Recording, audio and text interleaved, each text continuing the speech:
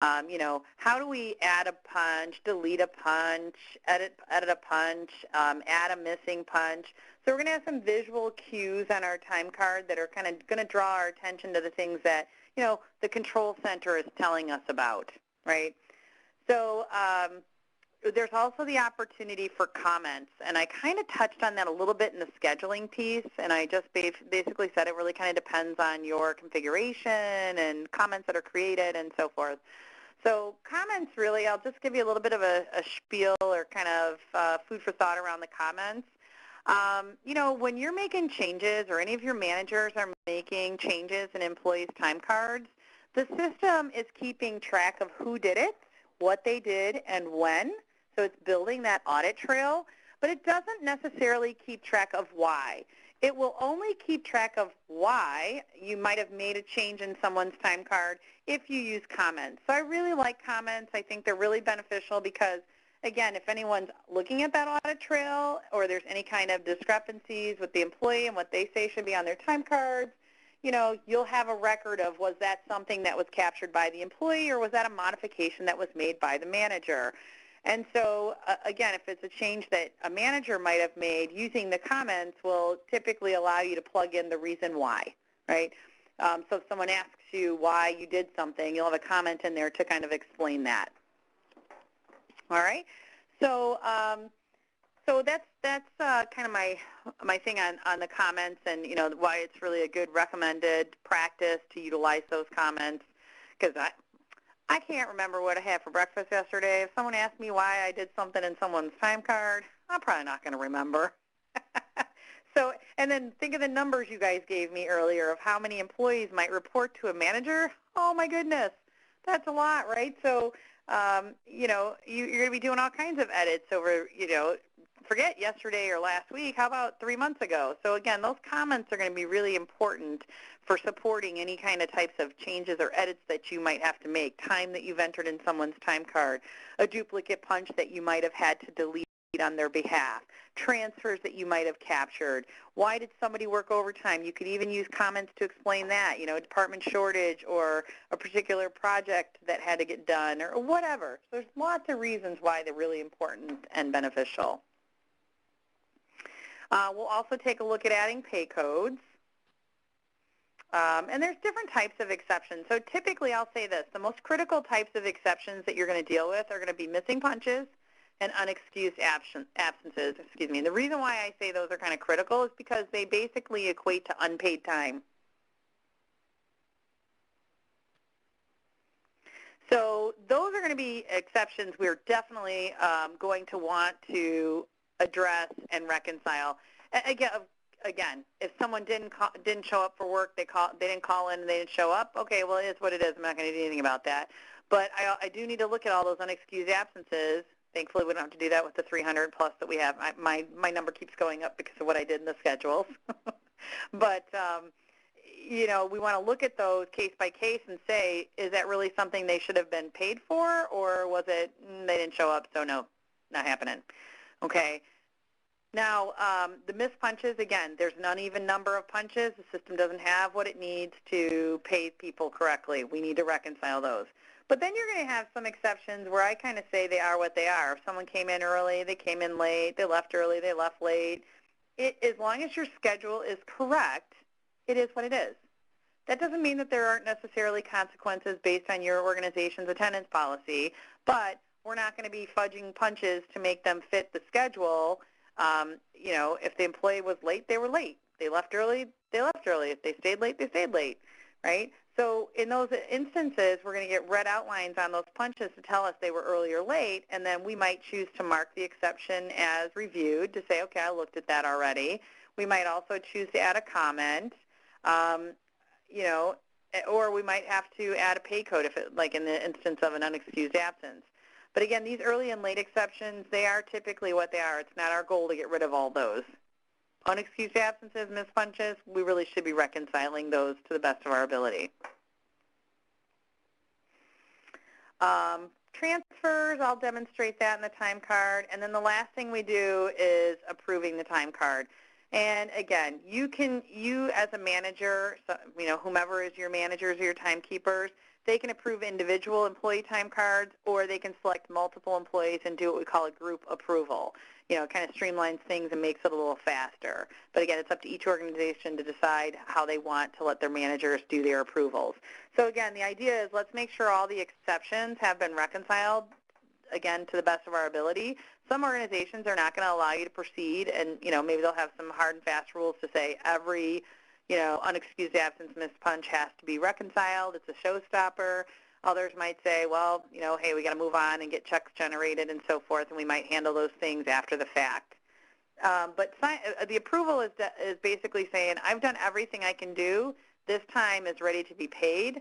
That's an indicator to payroll that they can now kind of take it from there. So I do, you know, the manager will do the approval, and that's what indicates in the time card that we're in agreement with what's in the time card. Okay. So I'm going to go ahead and share my screen, and we're going to do a little bit of demonstration, and then I'll turn you loose to do the exercises.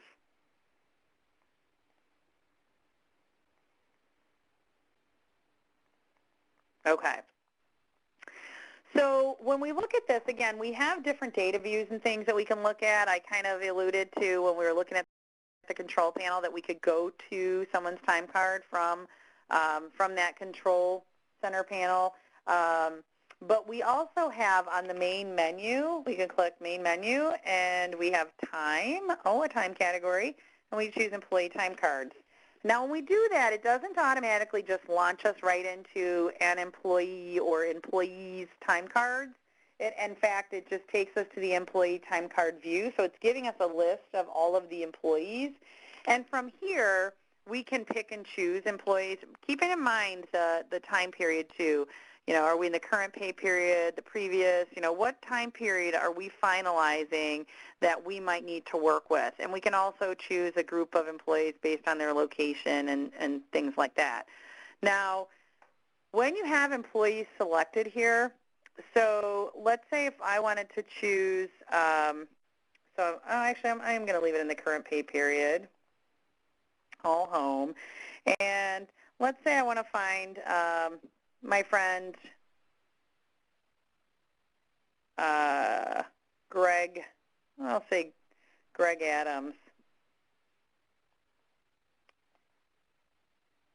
If I click on his name, it jumps me right to Greg's time card. So Greg's got some unexcused absences because I plugged in a schedule for him. And so in this case, maybe he lost his badge, or, you know, if you're doing like a biometrics and you're not using badges, maybe you're doing pin punches and something happened and he's working off site and so he couldn't punch in and out. Lots of circumstances to take into consideration, right? So as that happens, you know, we just kind of have to assess or analyze each instance and find out what we need to do. So in this first example, let's just say that Greg was sick, okay? So if I want to add a pay code, I can go ahead and say, you know, on Monday, I can go over to the pay code column, hit the drop down on pay code, and I could find, I'm guessing, yeah, I got sick there. I picked that, and I could say full scheduled day, sure, and I could save. And we've got, you know, it'll say the start time. Now, punches would normally, if we were adding missing punches, they would stay on the same row as the schedule, but when it comes to pay codes, it bumps them to the next row. Even though there's no punches there. But, you know, in reality, you couldn't have punches and a pay code on the same row anyway, so it's kind of how it behaves, right? So it's showing us the 8 hours there. Now, on Tuesday, let's say that Greg's feeling better. He comes back to work, but, oh, man, I forgot my badge. Supervisor Martin, I forgot my badge at home. Can you add my punch? Okay, you were here at 7. I'm going to go to the out punch field and say, okay, you left at 3 p.m. All is good. Now, when you're making changes to the time card, you'll see there's a Calculate Totals button. I'm a big fan of this Calculate Totals button, and the reason why is because you can calculate the totals and kind of make sure everything's lining up properly before you save.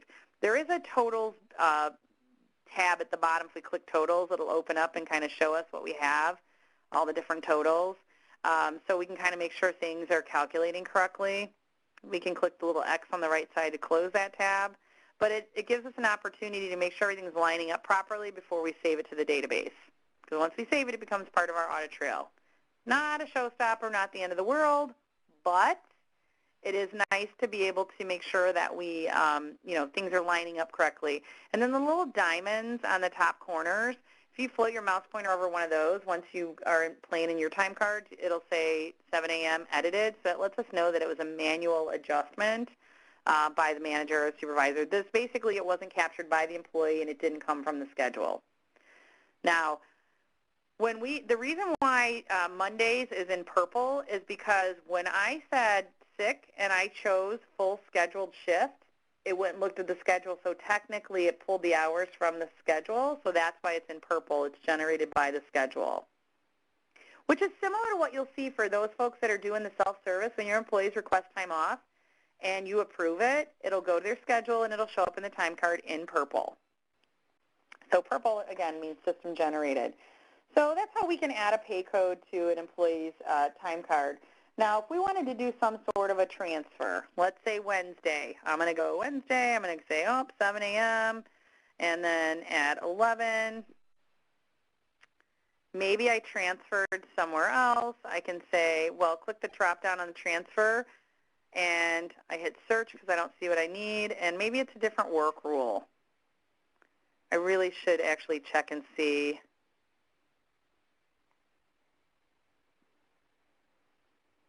Okay, let me try this. Okay, so I'm going to go click transfer. I'm going to hit search. And again, it can be any one of these or any combination. It could be a different business structure, a cost center, work rule, or I might be going to work in a different cost center and have a different work rule. I'm just going to go ahead and choose, I'll just pick something, manufacturing, and hit apply. All right. So now that 7 to 11 is going to be applied to that particular work rule. I could say then from, let me say then punched out at 11 p.m., or sorry, 3 p.m., my bad. Notice if I just put an out there, it generates and says missed out punch at 11. I'm going to hit save. So this system's configured so that it has a missing punch, but it looks like, it looks like it's pulling that time from the schedule, so it looks like it's set up to be able to pull that from the schedule. But let's say that actually what happened here when I see this is that, Greg punched in, transferred at 11, didn't punch back in from lunch, and left at 3 o'clock. So anytime we have a missing punch, that's how we're going to see it, red block, and we float our mouse pointer and it says missed punch. Well, if I say that, Greg should have come back,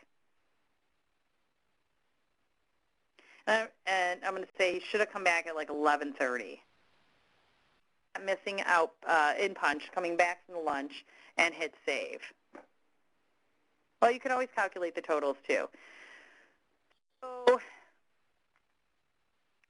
So I didn't calculate my totals, and it really kind of jazzed things up for me. So again, this is why I recommend calculating totals, because then you can see, well, did I do that right? Did everything? Who can tell me what I did wrong? You can use the chat tool, or you can just chime in and tell me what I did wrong. I messed it up real good, huh? Really not that bad. It looks worse than it is.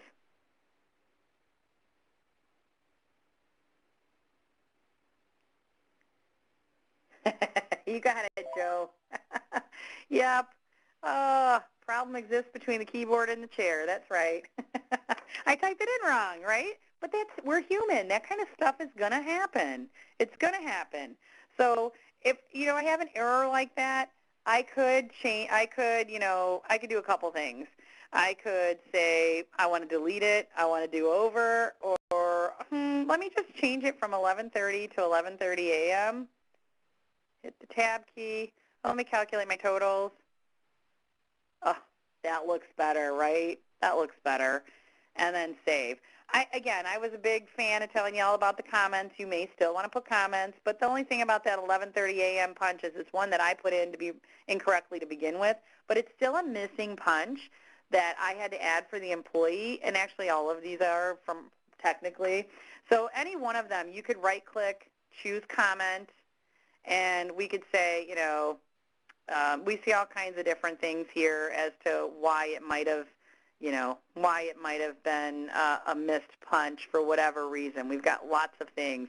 So I might say that's a missed in punch from when they came back for lunch, and I can just say,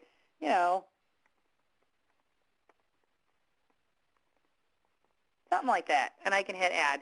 Now you'll see there's add comment, add another note. We can add multiple comments. If you say, well, there's really multiple comments, and there's really multiple notes that describe why this is happening, and you can go ahead and, add additionals. I'm going to hit apply. Just like any other change, I need to save that change. Okay. So those are some of the common things. There is, the ability, like I said, so let's say on Thursday, I'm just going to do a 6:30 a.m. in punch. And I'm going to save it. Okay, so it doesn't give me anything for that. Let me try it again. I don't know all the configuration behind this particular database, so I don't always know if it's going to give me what I'm trying to get it to do. Like I wanted to kind of generate either an early or a late punch, and it's not letting me do that. Let's see if they come in when they're not scheduled, if it'll do that.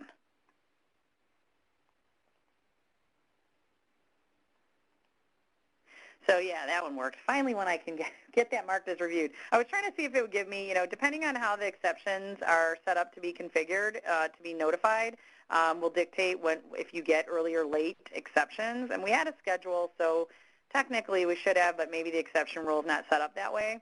But we do have it unscheduled. So on Friday, Greg's not scheduled to work, but he came in anyways. We called him in, whatever. We didn't update the schedule. We could choose to mark that as reviewed. So it's no longer red, it's green, and I can save. Again, what that does is gives you a visual cue to let you know that you've reviewed that. If payroll's going along after you guys are done, taking a peek, saying, let me make sure all these exceptions have been addressed, they might look for that to say, oh, okay, Greg's aware of this. He's already marked it as reviewed, so that means that he was okay with it. So marked as reviewed is kind of one of those optional things that an organization may choose to use or not use. Some will give the permissions and put it out there and say you can use it if you want to. But it's really a nice feature to help you keep track of what you've reviewed and what you haven't. What are the things that I've already reviewed, so I'm not looking at the same things over and over and over again. All right? So the last thing we do, once we're all done, the last thing we can do is in the time card. So let's say Greg's time card looks good to us. Let's say we did everything we needed to and we're all good with this.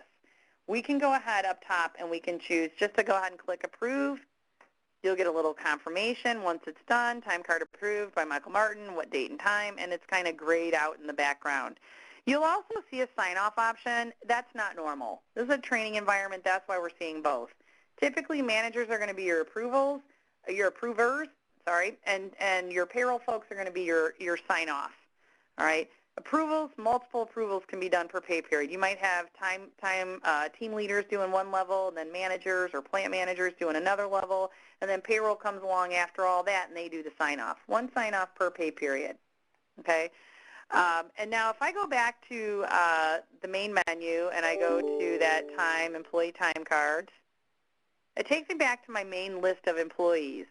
So one other thing I like to point out about this is that, we can click and choose different people here, and we can choose open selected time cards. So if there's particular people you need to work with, you don't have to do them one by one. You can select them all. If you know some of those other people still have issues with their time cards and you just want to approve these couple people, you can select them and you can choose approve.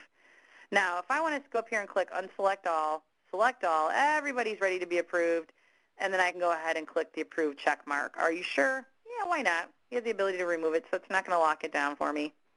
All right. Now, I will tell you, it says you have selected 40 of 84 records. What about the rest of them? Where are the rest of them? Why is it only saying that? So, and now it says 84, so that's weird. I don't know why it did that. But nonetheless, that's kind of how we can do a group approval or a group sign-off depending on your role.